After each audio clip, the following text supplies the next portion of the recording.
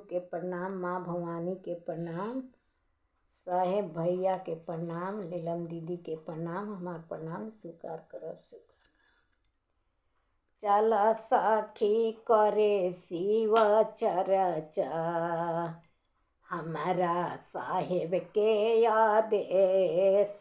चल सखी करे शिव चर्चा, हमारा साहेब के आदेश।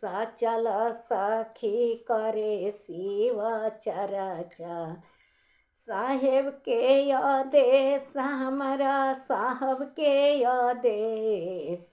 चल सखी करे शिव चर्चा, हमारा साहब के आदेश। चल सखी करे शिव चर्चा, साहब के आदेश, हमारा भैया के आदेश। चल सखी करे शिव चर्चा, लीलम दीदी के आदेश। चल सखी करे शिव चर्चा, भैया के आदेश, लीलम दीदी के आदेश।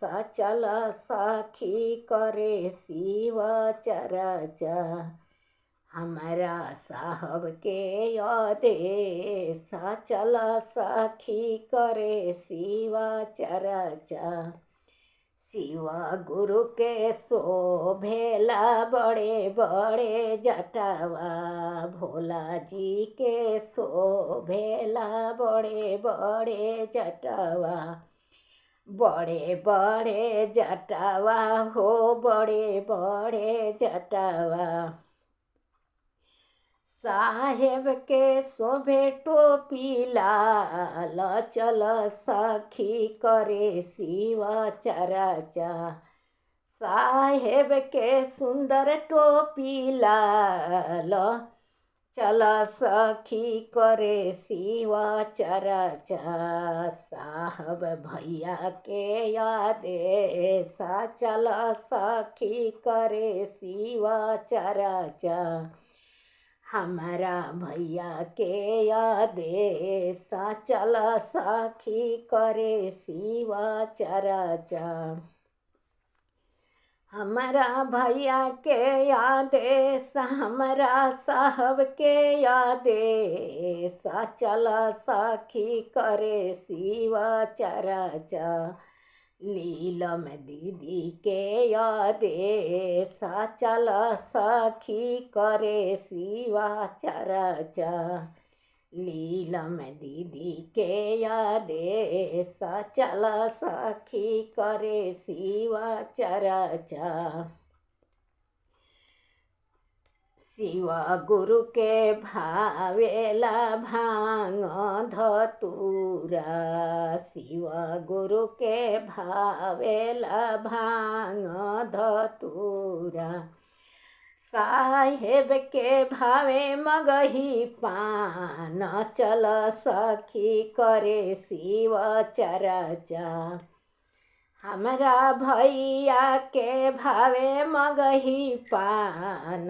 चल सखी करे शिव चर्चा, हमारा साहब के आदेश। चल सखी करे शिव चर्चा, हमारा भैया के आदेश। चल सखी करे शिव चर्चा, साहब के भावेला मिरिगा के छाला। साहब जी भोला जी के भावेला मिरिगा के छाला, हमारा भोला जी के भावेला मिरिगा के छाला। मिरिगा के छाला हो मिरिगा के छाला, साहब के उजर धोती, साहब के धोती उजर कुर्ता हो। चल सखी करे शिव चर्चा, हमारा भैया के आदेश चल सखी करे शिव चर्चा। हमारा भोला जी के भावेला मिरिगा के छाला। भोला जी के भावेला मिरिगा के छाला। भोला जी के भावेला मिरिगा के छाला। साहब जी के धोती उजर कुर्ता हो चल सखी करे शिव चर्चा। हमारा साहब के आदेश चल सखी करे शिव चर्चा। हमारा भैया के आदेश चल सखी करे शिव चर्चा।